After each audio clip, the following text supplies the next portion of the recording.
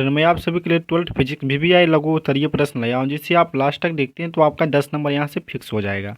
ठीक है, तो चलते हैं वीडियो का स्टार्ट करते हैं।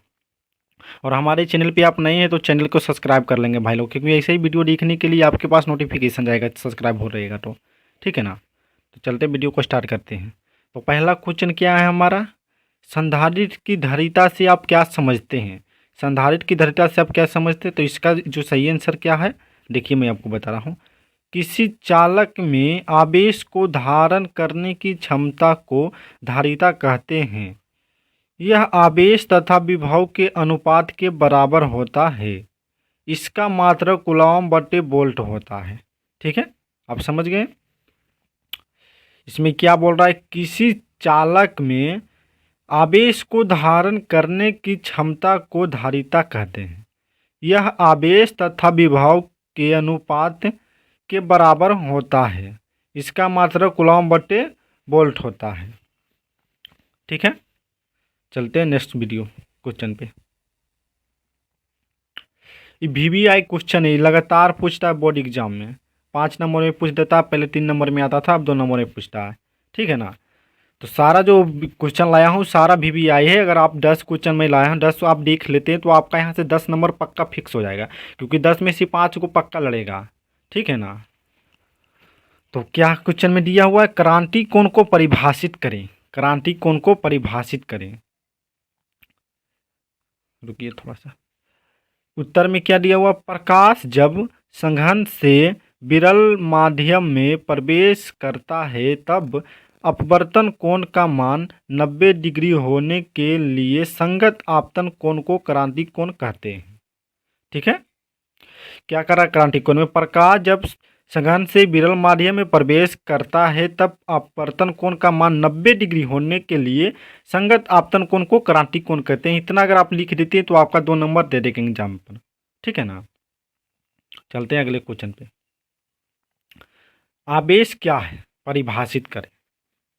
क्या दिया है उत्तर में, आवेश किसी पदार्थ का वह गुण है जिसके कारण विद्युतीय क्षेत्र उत्पन्न करता है तथा अनुभव भी करता है। आवेश किसी पदार्थ का वह गुण है जो विद्युतीय क्षेत्र उत्पन्न करता है तथा अनुभव भी करता है। इसे न नष्ट किया जा सकता है ना ही उत्पन्न किया जा सकता है, समझे ना। चलते हैं अगले क्वेश्चन पे। ये क्वेश्चन भी लगातार पूछता है, समझे ना। जो मैं वीवीआई बोल रहा हूँ उसको याद ही कर लीजिएगा, वो सही रहेगा, क्योंकि 10 क्वेश्चन लाया हूँ, सारा चुन के लाया हूँ। ठीक है ना, तो आप अगर आप वीडियो नहीं देखते हैं लास्ट तक तो आपका घटा होगा, हमारा कुछ घटा नहीं होने वाला है। तो देखिए नेक्स्ट क्वेश्चन क्या है, आयाम मॉडुलन किसे कहते हैं। इसमें देखिए 3 गो रहता है, आयाम मॉडुलन रहता है, आवृत्ति मॉडुलन रहता है और कला मॉडुलन रहता है, समझे ना। 3 गो में से एक गो आता है पक्का, हर साल एक गो पूछता है। ठीक है, तो इसका अभी ज़्यादा चांसेस लिए मैं इसको लाया हूँ। ओके, तो देखिए आयाम मॉडुलन में क्या कह रहा है, उत्तर में देखिए, इसमें वाहक तरंग के आयाम में संदेश सिग्नल के आयाम के अनुसार बदलता है, तब इसे आयाम मॉडुलन कहते हैं, समझे ना। इसे वाहक तरंग के आयाम में संदेश सिग्नल आयाम के अनुसार बदलता है, तब इसे आयाम मॉडुलन कहते हैं, समझे। आयाम मॉडुलन में केवल वाहक तरंगों का आयाम बदलता है, लेकिन इनकी आवृत्ति अपरिवर्तित रहती है। इसमें सिर्फ आयाम आयाम बदलता है, लेकिन इसकी जो आवृत्ति होती है अपरिवर्तित रहती है, समझे। समझ गए, हो गया। चलते हैं आगे। ये लगातार पूछता है, अगर इसको नहीं याद करिएगा, ये किरचॉफ का प्रथम नियम और द्वितीय नियम, तो आपका 2 नंबर पक्का कटेगा। ये हर साल एग्जाम में पूछता है, हर साल 2015, 16, 17, 18, 19, 20, 22 तक पूछा है लगातार एकदम। ठीक है ना, तो अगर अच्छा होगा कि आप याद ही कर लीजिए। तो किरचॉफ का प्रथम नियम क्या है, इस नियम के अनुसार किसी बिंदु संधि में प्रवेश कर रही सभी धाराओं का योग बराबर होता है।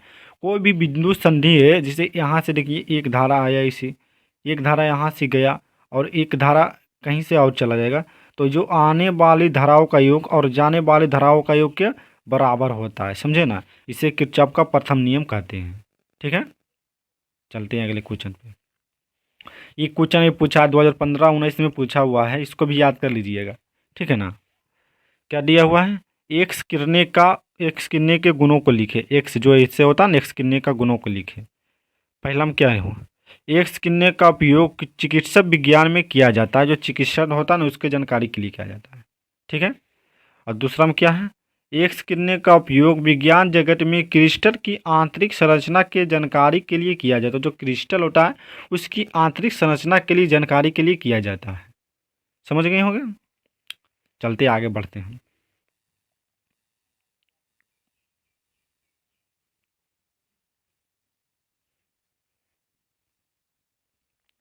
ट्रांसफार्मर का क्रोड परतदार क्यों बना होता है। ट्रांसफार्मर 5 नंबर में ही पूछा जाता है, जो सीड करने का होता है, जो बनाने का होता है, समझे ना, न्यूमेरिकल जिसको बोला जाता है। अगर ट्रांसफार्मर इसको ऐड करते हैं तो आपका 2 नंबर होगा। और ट्रांसफार्मर क्या है, इसका सिद्धांत उपयोग जो होता है 5 नंबर में पूछा जाता है, उसको मैं नेक्स्ट वीडियो में ज़रूर लाऊंगा, ठीक है ना। तो आज तक तो यही देखते हैं क्या है ट्रांसफार्मर। ट्रांसफार्मर के क्रोड में फ्लक्स के कारण भंवर धारा उत्पन्न होती है। जो ट्रांसफार्मर होता है उसमें फ्लक्स रहता है, जिसके कारण भंवर धारा उत्पन्न होती है, जिससे विद्युत ऊर्जा का क्षय होता है, जो विद्युत ऊर्जा उसका क्षय होता है। इसे कम करने के लिए क्रोड को परतदार बनाया जाता है। समझ गए ना। ट्रांसफार्मर में क्रोड फ्लक्स के कारण भंवर धारा उत्पन्न होती है, जिससे विद्युत ऊर्जा का क्षय होता है। इसे कम करने के लिए क्रोड को परतदार बनाया जाता है, क्रोड को परतदार बनाया जाता है, ठीक है। चलते अगले क्वेश्चन पे। ये भी पूछा हुआ, सारा जो क्वेश्चन में पूछा हुआ लगातार पूछता है, इसलिए मैं आपको फिर से रिपीट किया हूँ, क्योंकि अगर 10 क्वेश्चन लगातार पूछा है तो आपका 5 नंबर पर 5 क्वेश्चन फिर से डाल दिया जाएगा 2023 के एग्जाम में, समझे ना। तो देखिए धारा घनत्व क्या है, क्या समझते हैं। किसी चालक के प्रति एकांक क्षेत्रफल से प्रवाहित होने वाली विद्युत धारा के परिमाण को धारा घनत्व कहते हैं। इसे जैसे सूचित किया जाता है, समझे। मैं आपको फिर से समझा रहा हूँ। किसी चालक के प्रति एकांक क्षेत्रफल से, किसी जो चालक उसके एकांक क्षेत्रफल से प्रवाहित होने वाली विद्युत धारा के परिमाण को धारा घनत्व कहते हैं। इसे जे से सूचित किया जाता है। इसका मात्रक एम्पियर बट्टे मीटर स्क्वायर होता है। अगर इतना आप लिख देते हैं तो आपका 2 नंबर यहाँ से एग्जामिनर ऐसे करके दे देगा, ठीक है। चलते हैं नेक्स्ट क्वेश्चन पे। ऑप्टिकल फाइबर, ये भी पूछा हुआ क्वेश्चन है। ऑप्टिकल फाइबर, ऑप्टिकल फाइबर क्या है। यह एक ऐसी युक्ति है जिसके द्वारा प्रकाश उसके तीव्रता में बहुत ही कम हानि के द्वारा एक स्थान से दूसरे स्थान तक पहुंचा जाता है। यह पूर्ण आंतरिक परावर्तन के सिद्धांत पर कार्य करता है, समझे। देखिए मैं आपको समझा रहा हूँ फिर से। ऑप्टिकल फाइबर एक ऐसी युक्ति है, जो यह एक ऐसी युक्ति जिसके द्वारा प्रकाश उसके तीव्रता में बहुत ही कम हानि के द्वारा एक स्थान से दूसरी स्थान तक पहुंचाया जाता है, समझे ना। यह पूर्ण आंतरिक परावर्तन के सिद्धांत पर कार्य करता है। आप देखिएगा जैसे ही ऑप्टिकल फाइबर आएगा तो इसका जो आएगा ऑब्जेक्टिव भी आ सकता है, या पूर्ण आंतरिक परावर्तन पर कार्य करता है, समझे ना। यह पूर्ण आंतरिक सिद्धांत के पर कार्य करता है, इतना लिख देते 1 नंबर दे देगा। फिर आगे बढ़ाकर कुछ, यह एक ऐसी युक्ति जिसके द्वारा प्रकाश उसके तीव्रता बहुत ही कम हानि के द्वारा एक स्थान से दूसरे स्थान तक पहुंचाया जा सकता है। इतना अगर आप लिख देते तो आपका 2 नंबर नहीं काटेगा, 4 नंबर 2 नंबर आपको दे देगा, ठीक है ना। चलते हैं आगे क्या है।